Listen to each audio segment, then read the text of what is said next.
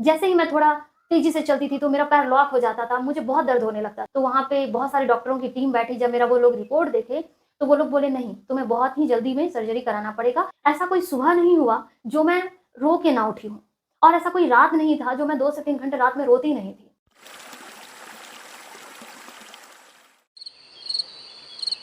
Hi, this is Priyadarshini Chandra. मेरे channel fact of it 27 में आप सबका स्वागत है। आज मैं कोई वेट लॉस और डिजीज़ का वीडियो लेकर नहीं आई हूँ। आज मैं वीडियो लेकर आई हूँ कि आखिर मैं यूट्यूब पे आई कैसे। दरअसल मेरे यूट्यूब पे आने की कहानी कुछ ऐसी है कि 2014 में मैं कबड्डी खेल रही थी। उस दौरान मैं गिर गई। गिरने के बाद मेरे बाएं पैर का घुटना का लिगामेंट टूट गया। मैं बिहार के पूर्णिया में रहती हूँ। जब यहाँ पे मैं बहुत सारे डॉक्टरों को दिखाई तो उन्होंने कहा कि चलो कुछ भी नहीं हुआ है, तो बस ऐसे ही है। मैं बहुत सारे डॉक्टरों को दिखाई, लेकिन किन्हीं ने भी ये नहीं बोला कि तुम्हारे पैर का लिगामेंट टूट गया है। वो लोग बोलते थे एक्सरे करा लो, देख लो ठीक है या नहीं। मैं कराती थी, फिर कुछ भी पता नहीं चलता था। मैं यहाँ के बहुत ही अच्छे डॉक्टरों को दिखाई, लेकिन उन्होंने कहा कि कुछ भी नहीं हुआ है तुम्हारे पैर में। लेकिन मुझे बहुत ही ज़्यादा तकलीफ हो रहा था, मैं चल नहीं पा रही थी। जैसे ही मैं थोड़ा तेज़ी से चलती थी तो मेरा पैर लॉक हो जाता था, मुझे बहुत दर्द होने लगता था। फिर मैं यहाँ के एक बहुत ही अच्छे मशहूर डॉक्टर है, डॉक्टर के.एस. आनंद। जब मैं उन्हें दिखाई तो वही एक डॉक्टर थे जो मेरी बीमारी को पकड़े। तो उन्होंने कहा कि हो सकता है ना तुम्हारा लिगामेंट टूट गया है। वो बोले ना कि नहीं, पूर्णिया में ना यहाँ पे वैसा नहीं है एमआरआई। वो बोले क्या ना कि तुम एमआरआई कराओ। फिर वो बोले क्या लेकिन पूर्णिया में मत करो, यहाँ पे 1.3 टेस्ला का है, तुम्हें पटना जाना चाहिए जहाँ पे 3 टेस्ला का होता है। तो मैं पटना गई। पटना में जाने के बाद मैं वहाँ पे एमआरआई करवाई। वहाँ पे एमआरआई करवाई तो फिर वहाँ पे पता चला कि मेरा 100% लिगामेंट टूट गया है। तो फिर मैं वहाँ से यहाँ पे आई, फिर डॉक्टर को दिखाई। तो ये बोले क्या नहीं नहीं, तुम्हारा लिगामेंट टूट चुका है पूरी तरीके से, तुम्हें इंस्टेंट सर्जरी कराना पड़ेगा। तो मैं सोची क्या कि पूर्णिया में क्या ही करवाऊँ सर्जरी। तो मेरे पापा और भैया ने कहा कि नहीं, पटना में जाके करवाते हैं, बढ़िया इलाज होगा वहाँ पे। फिर वहाँ पे मैं एम्स गई। एम्स में गई तो वहाँ पे बहुत सारे डॉक्टरों की टीम बैठी। जब मेरा वो लोग रिपोर्ट देखे तो वो लोग बोले नहीं, तुम्हें बहुत ही जल्दी में सर्जरी कराना पड़ेगा, नहीं तो बहुत ही गड़बड़ हो जाएगा। उन्होंने कहा ना कि तुम्हारा ना धीरे धीरे ना अर्थराइटिस का लक्षण आने लगा, क्योंकि बहुत लेट हो चुका था। मेरा जो ये घटना हुआ मेरे साथ वो हुआ 2014 में, और सारा कुछ जो मेरा सर्जरी हुआ है वो हुआ है 2018 में। मतलब कि 4 साल मैं अपने पूर्णिया के डॉक्टरों के चक्कर में रह गई। उन्होंने कहा कि कहीं कुछ भी नहीं हुआ। दरअसल मेरे पैर के साथ बहुत ही बुरा हो रहा था। मेरे साथ इतना गंदा कंडीशन हो गया कि मैं साइकिल चलाती थी ना। आपका लिगामेंट सर्जरी में होता क्या है, अगर आपका लिगामेंट टूटा है तो आप सब कुछ कर पाएंगे, लेकिन आप दौड़ नहीं पाएंगे, आप उछल नहीं पाएंगे, और आप अगर थोड़ा भी झटक के चलेंगे ना तो आपका पैर ना फंस जाएगा। पैर फंस के ना पैर टेढ़ा हो जाएगा, और टेढ़ा होने के बाद आप गिर जाएंगे और बहुत ज़्यादा पैर फूल जाएगा। 1 सप्ताह तक आपका पैर खुलेगा ही नहीं, आपका पैर टेढ़ा होके रह जाएगा, और काफ़ी मशक्कत करेंगे, धीरे धीरे धीरे धीरे वो 10 दिन में पैर आपका खुलेगा। मतलब मैं क्या बताऊँ, मैं 2014 से 2018 का सफ़र मैं बयां नहीं कर सकती, उस दुख और दर्द को। फिर मेरा एम्स गई, एम्स में बहुत सारा चेकअप हुआ। तो फिर वो लोग एक महीना लगा। तो वो लोग बोले हाँ ठीक है, अब फलाना तारीख को मेरा 16 अक्टूबर 2018 को मेरा सर्जरी हुआ। जब मेरा वहाँ पे सर्जरी हुआ तो डॉक्टरों ने कहा कि जब रिपोर्ट आया था तो बोले क्या मेनिस्कस भी पूरी तरीके से टूट चुका है। मेरा एक तो मेरा एसीएल सर्जरी हुआ था और मेरा मेनिस्कस भी टूट गया था। तो डॉक्टर बोले क्या कि मेनिस्कस लगाना पड़ेगा। अगर मेनिस्कस देखेंगे ठीक है तो फिर हम लोग जोड़ के उसको लगा देंगे, नहीं तो नया लगाना पड़ेगा। तो हम लोगों ने कहा ठीक है, नया देखते हैं, जैसे होगा ठीक है, आप जैसा उचित समझे। फिर वो लोग बोले ठीक है। फिर उसके पहले 16 अक्टूबर के दिन डिसाइड हुआ कि सर्जरी होगा। फिर मेरा सर्जरी हुआ, तो मेरा नी का सर्जरी हुआ तो वो ठीक ठाक रहा। फिर मुझे 6 बजे, हाँ, सुबह के 6 बजे मुझे ले जाया गया था। फिर मैं शाम के 5 बजे आई थी, ओटी से मैं शाम के 5 बजे आई थी, मेरा सर्जरी हुआ। डॉक्टर लोग बोले कि खून का भी इंतज़ाम करना पड़ेगा। तो मेरा बी पॉजिटिव है, तो मेरे घर में मेरे तीनों भाई बहन का खून खून जो है वो बी पॉजिटिव ही है। तो मेरे भैया थे, बोले हाँ कोई बात नहीं, हो जाएगा खून। तो सब कुछ रेडी था, तो लेकिन खून का ज़रूरत नहीं पड़ा। और डॉक्टर बोले थे अगर मेनिस्कस वहाँ पे बहुत ही ज़्यादा टूटा हुआ रहेगा तो हमको नया लगाना पड़ेगा। तो फिर डॉक्टर जब वो सर्जरी हो रहा था तो बोले नहीं नहीं, मेनिस्कस थोड़ा रिपेयरेबल है, उसको हम लोग मरम्मत करके ही अंदर में रहने देते हैं, उसको नहीं बदलेंगे तो थोड़ा दिक्कत हो जाएगा, क्योंकि वो वाला जो मेनिस्कस होता है वो प्लास्टिक का होता है, क्योंकि ओरिजिनल तो ओरिजिनल होता है। तो फिर डॉक्टरों ने उसी को रिपेयर कर दिया। फिर मेरा सर्जरी हुआ, सब कुछ ठीक ठाक था, रिपोर्ट भी ठीक ठाक आया। जो जो स्क्रू लगाया जाता है, मेरा 4 स्क्रू लगा था मेरे पैर में। तो फिर जब सुबह आए तो सुबह डॉक्टर बोलेगा ना कि फिर से जो है ना इसका ना एक्सरे कराना पड़ेगा, देखना पड़ेगा कि स्क्रू ठीक है या नहीं है। तब सुबह तो फिर सब कुछ ठीक था। लेकिन हुआ क्या, अगले दिन जैसे ही एक नर्स आई, शाम का टाइम था और उस दिन भी दुर्गा पूजा था, दुर्गा पूजा के अष्टमी का दिन था। मेरे पापा वहीं पे थे और भैया भी थी और मेरी मम्मी भी थी। तो हुआ क्या कि रात का 10 बज रहा होगा, 10 बजे नर्स आती है और नर्स आके मुझे ना पानी चढ़ाई। थोड़ा पानी चढ़ाने के बाद ना एक सुई दी। सुई देने के बाद ना मुझे बड़ा अजीब लगा। मैं बोली क्या ना कि सिस्टर मुझे ना कुछ अजीब लग रहा है। तो सिस्टर मुझे बोलती है ना कि तुम्हें तो बहुत प्रॉब्लम होता है, क्यों, नहीं तुम ऐसे ही बोल रही हो, मजाक कर रही हो। मैं उससे बोली कि नहीं मुझे बहुत अजीब लग रहा है, लेकिन वो चली गई। शायद मुझे थोड़ा थोड़ा याद है, उसका नाम था ट्रामाडोल, ये इंजेक्शन का नाम था। तो वहाँ तो कुछ खाने का होता नहीं था। तो मम्मी को बोलेगा मम्मी हमको बहुत ज़ोर से भूख लगी है। तो मम्मी हमको वहाँ पे बिस्किट दी। सूखा बिस्किट खा नहीं पा रहे थे तो पानी में डुबा के खा रहे थे। खाते खाते अचानक से क्या हुआ, मुझे बहुत तेज मेरे पेट में दर्द होने लगा। तो मम्मी को बोले क्या मम्मी हमको बहुत तेज दर्द हो रहा है, कुछ करो। तो मम्मी बोली क्या अच्छा ठीक है। मम्मी उस सिस्टर को बुला के लाई। तो वो बोली क्या नहीं नहीं ऐसे ही हो रहा है। तो अचानक से मेरे पेट में इतना तेज दर्द होने लगा और मेरा पूरा बॉडी ठंडा होने लगा, मेरा हाथ मेरा पैर इतना ज़्यादा ठंडा होने लगा और मेरा आँख का पुतली वो ऊपर जाने लगा। मेरी मम्मी बहुत ही ज़्यादा डर गई। तो हम मम्मी से बोले ना कि मम्मी पापा को बुलाओ, भैया को बुलाओ। तो फिर पापा और भैया आए। तो फिर वो लोग ना मेरा दोनों हाथ और दोनों पैर रगड़ने लगे। तो बहुत ही ज़्यादा, और मेरा जो लेवल था वो 360 पे जाने लगा, 480 पे जाने लगा। मतलब इतना ज़्यादा परेशानी होने लगा और मुझे इतना दर्द होने लगा पेट में, इतना दर्द होने लगा जिसका कोई बात नहीं था। लग रहा था जैसे मेरा अंतिम समय है। सिस्टर थी वो डर गई। वहाँ के जो एचओडी थे डॉक्टर सुदीप कुमार वो भी आए और बहुत सारे 25 डॉक्टर आए। उसके बाद मेरा जो ये ब्लड प्रेशर है वो कम ही नहीं हो रहा था। मेरा हार्ट रेट भी इतना ज़्यादा बढ़ने लगा, बहुत ज़्यादा बढ़ने लगा। उसके बाद ना मेरा जो है ना नब्ज खोजा जाने लगा, नब्ज भी नहीं मिल रहा था। मेरा इतना बुरा हालत हो गया और मुझे बहुत तेज उल्टी होने लगा, इतना उल्टी जिसका कोई बात नहीं है। डॉक्टर लोग आए, मेरे पूरे चेस्ट में पता नहीं क्या था वो लगाए। फिर मुझे ना ऑक्सीजन लगाया गया। ऑक्सीजन लगाने के बाद भी कुछ नहीं, बस मेरा आंख बंद हो रहा था। और मुझे याद है मेरी मम्मी बार बार मेरे गाल पे थप्पड़ मार रही थी, थप्पड़ मतलब ऐसे कर रही थी कि मैं होश में आऊँ, पहचान रही हो, पहचान रही हो।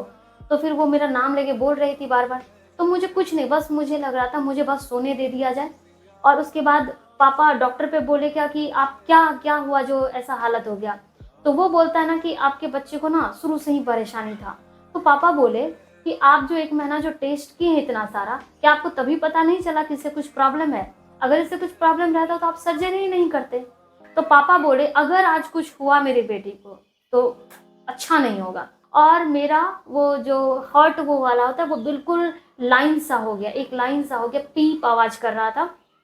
मुझे आनन फानन में वहाँ से स्ट्रेचर लाया गया और मेरे बेड के साथ ही मुझे रेड एरिया में शिफ्ट किया गया। और मुझे तभी अंतिम टाइम मुझे याद है कि मेरे हाथ और मेरे पैर में बहुत ज़्यादा सुई चुभोया जा रहा था। बस हल्का हल्का याद है, मुझे कुछ भी नहीं दिख रहा था, बस मुझे महसूस हो रहा था। और बस मैं देख रही थी ना कि मेरे पापा और भैया मेरा पैर रगड़ रहे हैं और मेरी मम्मी काफ़ी तेज रो रही थी। तो फिर बस मेरी मम्मी बोल रही थी ना मेरी बेटी को कुछ हुआ तो अच्छा नहीं होगा। तो फिर उसके बाद हुआ क्या कि मुझे रेड एरिया में शिफ्ट किया गया। उसके बाद मुझे कुछ होश नहीं है। उसके बाद 1 से 1.5 दिन में मुझे होश आया था रेड एरिया में। लेकिन पता चला वो जो मुझे ना गलत इंजेक्शन दे दी थी जिसके कारण मेरे साथ ऐसा हुआ। बच गए, मेरे घर के लोग थे। हॉस्पिटल में आपकी फैमिली का होना बहुत ज़रूरी है। अगर आपका फैमिली मजबूत ना हो ना तो हॉस्पिटल में कुछ भी हो सकता है। अगर आपको कुछ हो गया तो हॉस्पिटल वाले आपकी जिम्मेदारी नहीं लेंगे। मेरे साथ उस दिन बहुत बुरा हो जाता, लेकिन ऊपर वाले का कृपा था जो कुछ हुआ नहीं। उसके बाद मेरा सर्जरी ठीक हो गया। उसके बाद मैं घर आ गई। फिर उसके बाद हुआ क्या कि जैसे सर्जरी हुआ उसके बाद मैं बेड रेस्ट पे चली गई। जैसे ही बेड रेस्ट पे गई तो क्योंकि मैं हमेशा से फिजिकली एक्टिव रही हूँ। बेड रेस्ट पे गई तो उसके बाद हुआ क्या कि मेरे सामने दो प्रॉब्लम आना शुरू हो गया।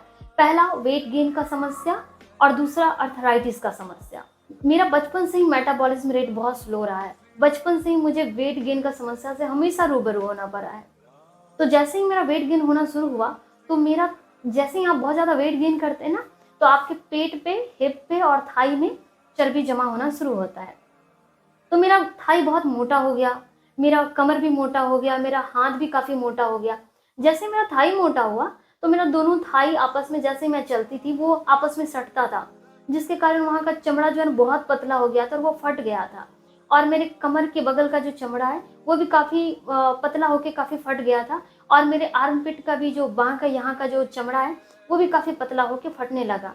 मुझे समस्या इस बात से नहीं था कि वो देखने में खराब लगता है, मुझे समस्या इस बात से था कि मुझे ना काफ़ी जलन होता था, मुझे दर्द होता था।